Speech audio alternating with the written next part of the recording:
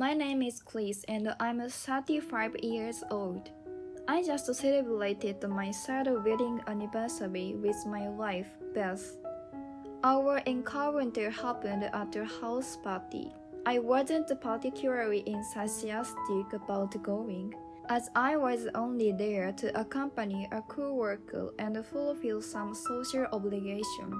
But little did I know that it would be the fateful meeting with Beth. It seemed that Beth was also at the party out of obligation, and we both felt out of place amidst the atmosphere. We ended up sneaking away together midway through and went for a drink. Despite her modesty, Beth becomes lively and enjoys sharing various stories when she's had a few drinks. I was drawn to her genuine and pure nature. As we spent more time together, I learned that Beth came from a single-parent household. She had a deep gratitude towards her father, who raised her on his own. Having been a working professional for a few years myself, I understood the challenges of making a living. Beth's father must have faced great difficulties in ensuring she could graduate from university. Nevertheless, he was always friendly and treated both Beth and me well. They say the apple doesn't fall far from the tree, and it certainly applied to them. When I proposed to Beth, her father seemed even happier than Beth herself. It was evident that he approved of our union. To introduce Beth to my own family, we headed to my parents' house. I always thought of my own family as an ordinary and unremarkable one. I was certain they would also take a liking to Beth. As expected, my father immediately took a liking to her. "You are lucky to marry such a wonderful girl. Congratulations, son." His words filled us with joy, and Beth and I couldn't help but blush and laugh.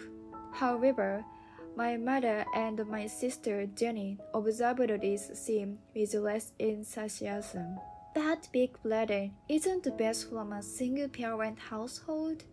Our upbringings are so different, aren't they?" Following Jenny's absurd comment, our mother chimed in as well. "That's right, Chris. Differences in values can be the downfall of a marriage, you know." See? With faces looking at each other, my mother and Jenny seemed to be enjoying their conversation. Beth, feeling awkward after their comments, lowered her gaze. "You are being presumptuous." As I was about to scold them, my father interrupted. "Can't you two stop already?" Seeing our usually mild-mannered father raising his voice, my mother and Jenny looked surprised and startled at us. "Dad, what's gotten into you?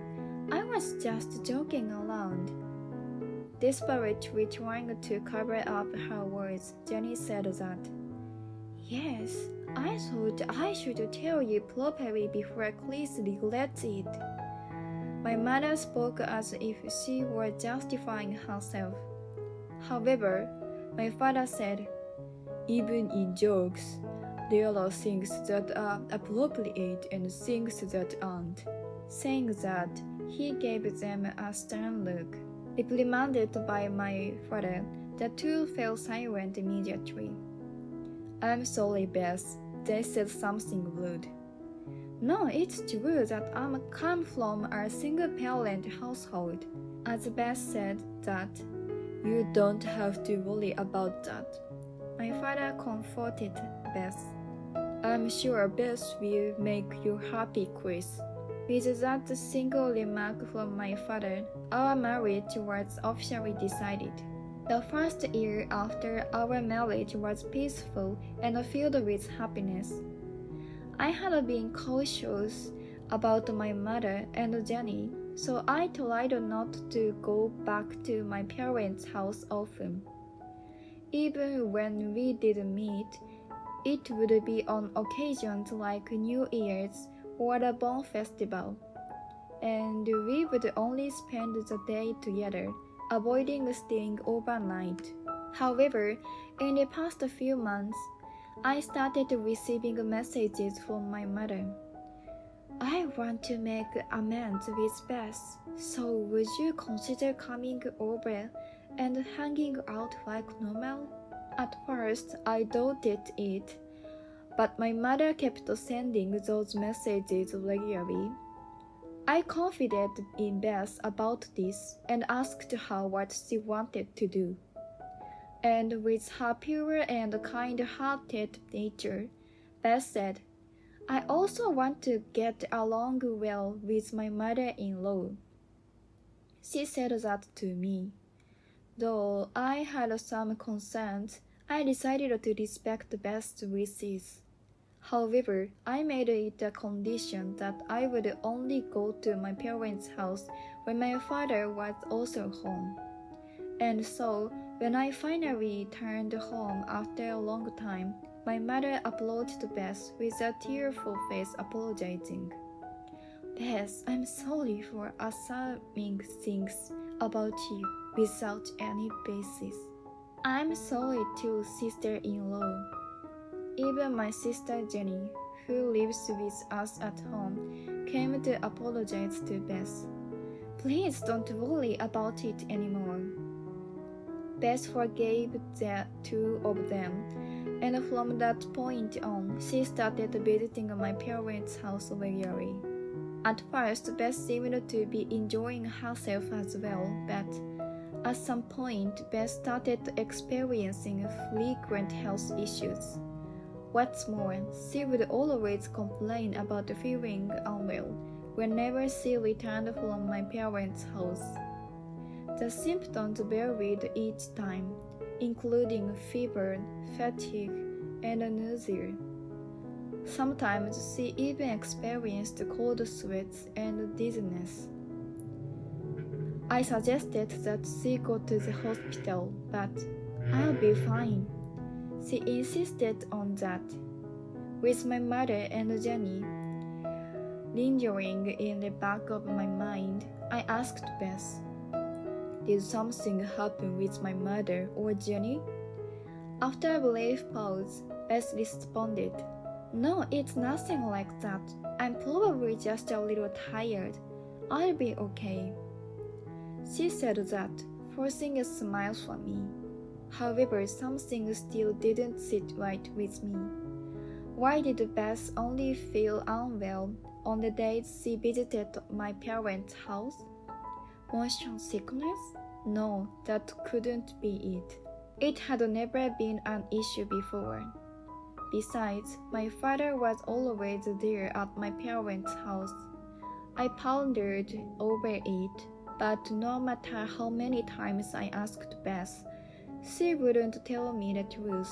I'm fine, really. Even when I suggested that we stop going to my parents' house, she insisted. Your mother and the others are waiting, you know.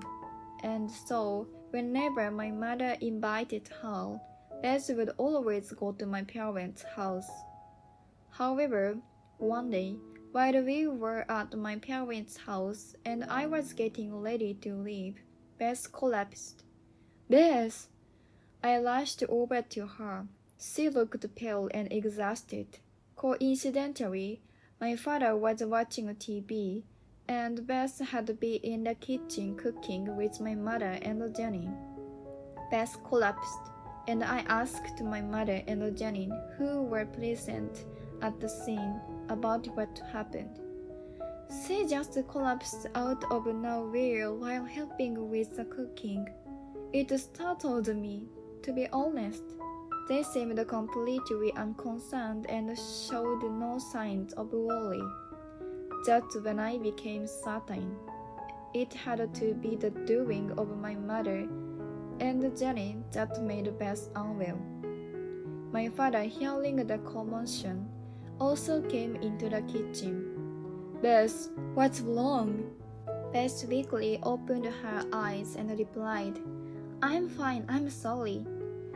We're going home for today. I said that and put Bess in the car, heading back home. Once we arrived, I asked Bess what happened, but it's nothing. I suddenly started feeling sick.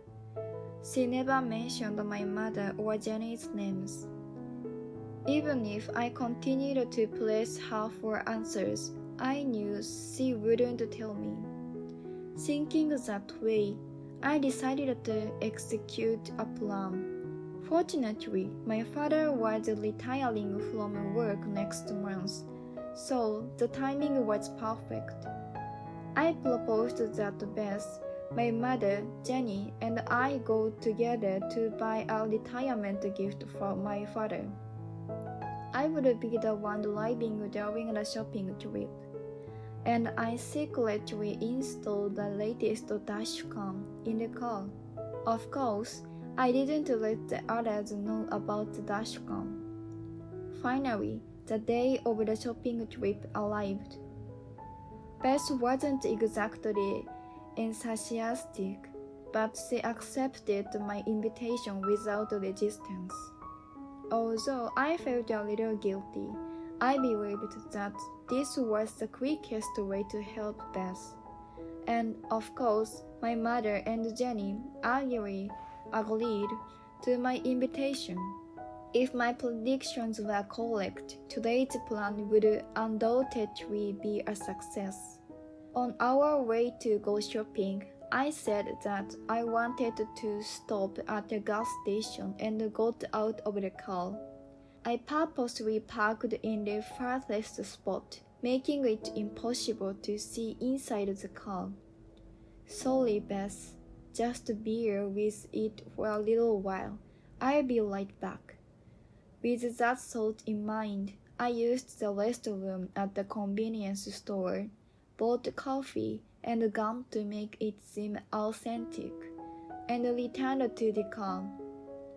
As expected, Bess in the passenger seat had turned pale and seemed unwell, slumping over. Concerned, I helped Bess out of the car and forced her to step outside. I quickly went to the convenience store, bought water, and made Bess drink it. Bess, you looked really unwell. Did something happen? After a while, when Bess seemed to have calmed down a bit, I asked just to be sure. I can't say. Saying that, she smiled awkwardly, causing my anger to reach its peak. I took hold of Beth's hand and returned to the car, telling my mother and Jenny, we still have some time until we arrive, so it's better for both of you to use the restroom. Until then, my mother and Jenny had been happily chatting and grinning, but their expressions suddenly changed. Yes, you are right. Well, be right back. They hurriedly ran into the convenience store. Once I confirmed that they had entered the store, I started the car and drove off. Wait, please. My mother-in-law and Jenny are still, Beth said in a panic. It's fine, forget about them. Even though my phone had been ringing multiple times during the drive, I ignored all the calls and headed home. Upon arriving home, I checked my phone and as expected, I had a series of frantic missed texts from my mother and Jenny. I hope my mother-in-law and Jenny are okay. Beth worriedly expressed her concern, and I replied, Don't worry about them anymore, Beth. You've had a tiring day. Go take a bath first. Saying that, I forcefully took the slightly troubled Beth to the bathroom. While Beth was taking a bus, I checked the recording from today's Dashcam. As I thought, just as I suspected. It was clearly captured on the Dashcam. The scene where my mother and Jenny were verbally abusing Beth. It happened when I got out of the car alone at the convenience store. Seriously? Doing shopping with this trashy woman? It's so disgusting. It all started with Jenny's comment. Absolutely. Being stuck with a defective daughter-in-law for shopping is repulsive to me too. She snickered and added. On the passenger seat, Beth's face was gradually turning pale, and it was perfectly captured on the recording. Afterward, it's been 2 years since you got married, and you still can't have a child. You are useless. What's the point of letting you marry Chris if you can't even give birth to a grandchild? They continued to blame Beth. This is why single parents are defective and detestable. Unable to bear the culmination of her mother's hurtful words, Beth couldn't help but shed tears. Big brother is coming. With Jenny's words, Beth quickly wiped away her tears and pretended to be composed. Beth, you understand, right? If you tell Chris about this, I won't forgive you. She always says that, so you must understand. You are not that stupid, right?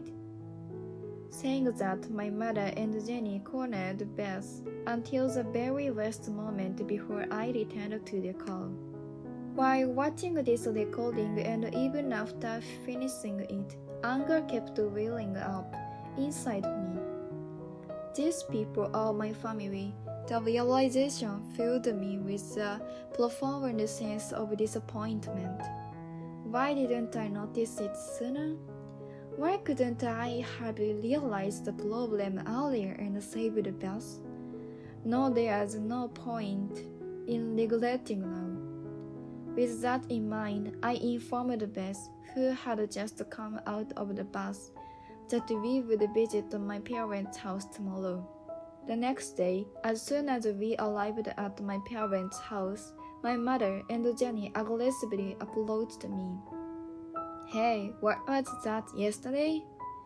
Leaving me and Jenny behind like that. You are the worst, my big brother. Do you have any idea how much the taxi fare cost? Ignoring the two of them loudly complaining, I headed to the living room where my father was. Then my father spoke to me. What happened yesterday? Your mother and Jenny were furious. Without a word, I showed my father the recording from the dashcam. What is this? My mother and Jenny noticed that I was showing my father the video and approached us. What on earth are you watching? Saying that, my mother's face turned pale as she peered at the recording.